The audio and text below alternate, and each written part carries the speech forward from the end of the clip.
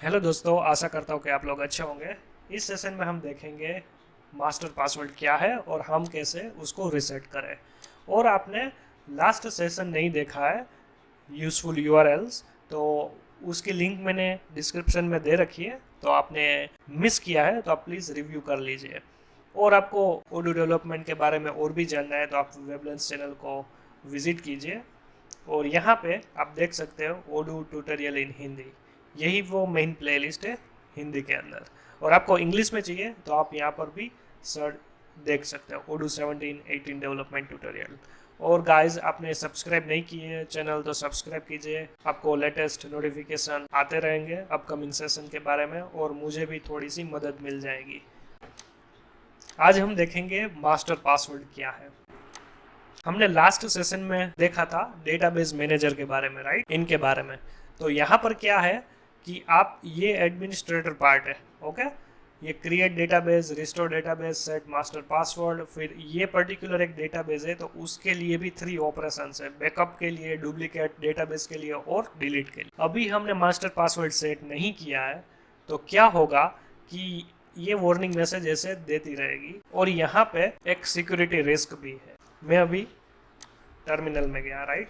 अभी आप देखो यहाँ पे, अभी मैं कौन सी यूज कर रहा हूँ configuration file, WebLearns version 18 config, right.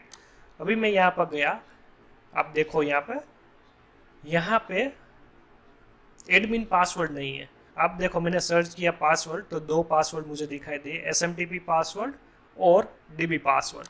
पर यहाँ पे एक एडमिन पासवर्ड भी एक और होता है कॉन्फ़िगरेशन फाइल के अंदर, वो इंक्रिप्टेड फॉर्म में होता है, राइट। वो यहाँ पर नहीं है तो इसका मीनिंग ये है कि फ्रंट एंड के अंदर एक वार्निंग मैसेज आएगी, ओके।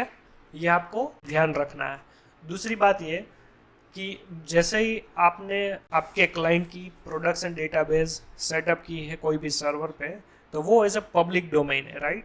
तो वहाँ पे मान लीजिए मैं भी वहाँ पर आके विजिट करूँगा और मैं सिर्फ यही यूआरएल में डालूंगा, वेब डेटाबेस मैनेजर, राइट। तो अभी क्या होगा, ऐसी वार्निंग आएगी और मैं डायरेक्टली ये डेटाबेस को डिलीट कर सकता हूँ। और यहाँ पर आप देखिए ये ऑटोमेटिकली ये मास्टर पासवर्ड भी जनरेट हो जाएगा। कहाँ पर, ये स्पेसिफिक कॉन्फ़िगरेशन फाइल के अंदर। अब मान लीजिए आपका क्वेश्चन है कि मैंने ये कॉन्फ़िगरेशन फाइल यूज़ ही नहीं की है, राइट। तो अभी क्या होगा, ओडू है ना, एक और कॉन्फ़िगरेशन फाइल अपने आप ऑटोमेटिकली बना लेगा रूट फोल्डर के अंदर और होम डायरेक्टरी के अंदर। तो वहाँ जाके वो रिसेट कर देगा ये वाला। अभी देखो मैं डिलीट नहीं कर रहा हूँ पर मैं आपको दिखाता हूँ कि मान लीजिए मैंने एक ये डेटाबेस में क्रिएट कर रहा हूँ, यहाँ पे पासवर्ड ये वाला होगा, अभी मास्टर पासवर्ड आप देख सकते हो यहाँ पे। अभी मैं डाल रहा हूँ डेमो 18 डेमो,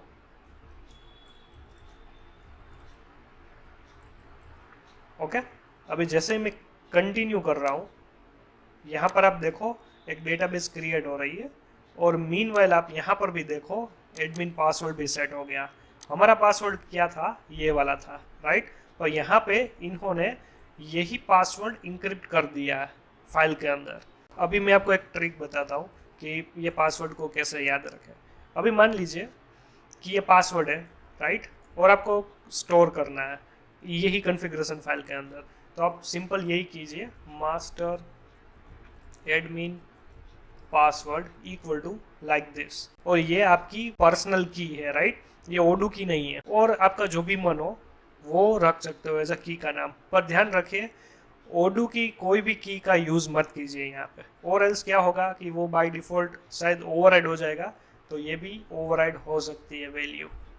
और सिंपल कमेंट में रख दीजिए ताकि ये कहीं पे भी एक्सेस ना हो ओडू के अंदर, ओके। तो ये पहली चीज़, और आपको पता चल गया होगा कि मास्टर पासवर्ड क्या है।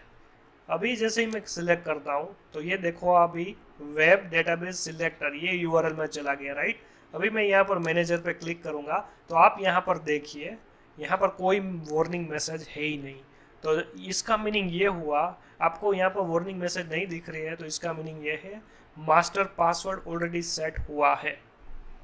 अभी आप क्या कर सकते हो मास्टर पासवर्ड से, राइट। आप कोई भी नई डेटाबेस क्रिएट कर सकते हो, आप कोई भी डेटाबेस आपके पास है उसको रिस्टोर कर सकते हो, आप मास्टर पासवर्ड भी यहाँ पर रिसेट कर सकते हो।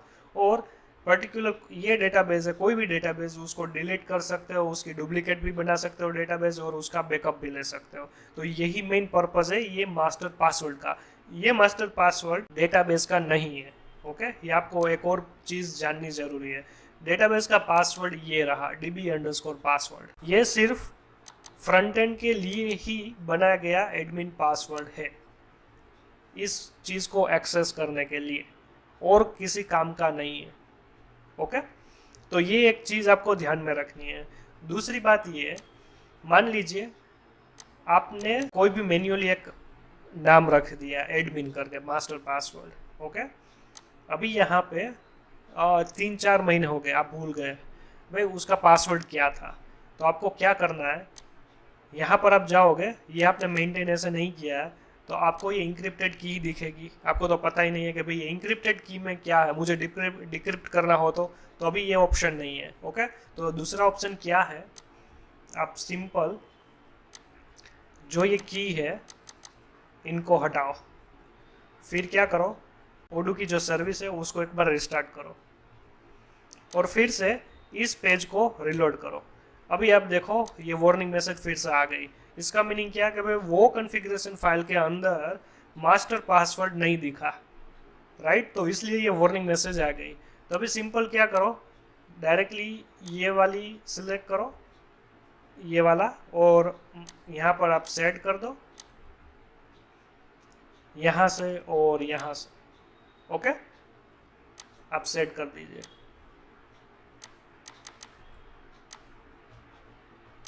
अब देखो ऑटोमेटिक चली गई वार्निंग, और आप यहाँ पर भी देख सकते हो तुरंत ही यहाँ पर आ गई, राइट, वो वाली admin password, master password for admin, मैंने ऐसे कर दिया।